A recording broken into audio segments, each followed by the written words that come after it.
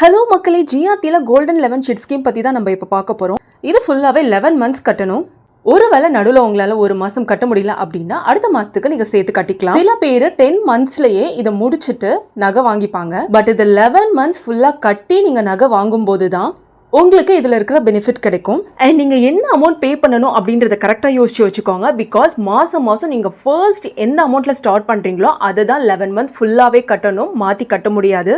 And இதுக்கு ஏதாச்சும் date இருக்கா, இந்த டேட்குள்ளே பே பண்ணணுமா அப்படின்னா மந்த் எண்ட், அதாவது மந்த்தில் 30 இருந்துச்சுன்னா 30க்குள்ளே, இல்லை 31st இருந்துச்சுன்னா 31st நீங்கள் பே பண்ணுற மாதிரி இருக்கும். அவ்வளோ இதில் மெயினாக என்ன பெனிஃபிட் அப்படின்னு கேட்டிங்கன்னா அப் டு 18% வரைக்குமே நோ வேஸ்டேஜ். பட் அதுக்குன்னு அங்கே இருக்கிற எல்லா நகையிலையுமே 18% நோ வேஸ்டேஜ் அப்படின்றது வராது.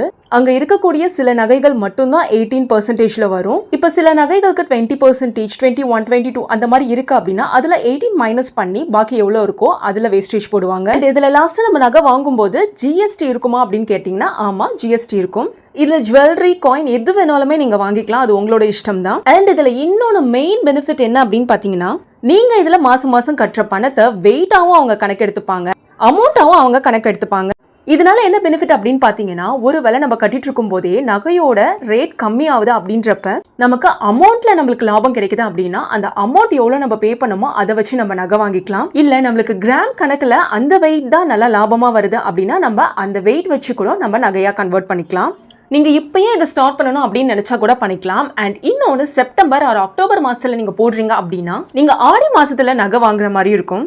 அப்போ இன்னுமே உங்களுக்கு பெனிஃபிட்ஸ் நிறைய இருக்கும். இந்த ஸ்கீமில் உங்களுக்கு வேறு ஏதாச்சும் டவுட் இருந்துச்சுன்னா கண்டிப்பாக கமெண்ட் பண்ணுங்கள், நான் உங்களுக்கு ஆன்சர் பண்ணேன். அண்ட் இந்த மாதிரி நிறைய யூஸ்ஃபுல் ரிவ்யூ வீடியோஸ்க்கு நம்ம சேனலை லைக் பண்ணி சப்ஸ்கிரைப் பண்ண மறந்துடாதீங்க. தேங்க்யூ ஃபார் வாட்சிங். பாய்.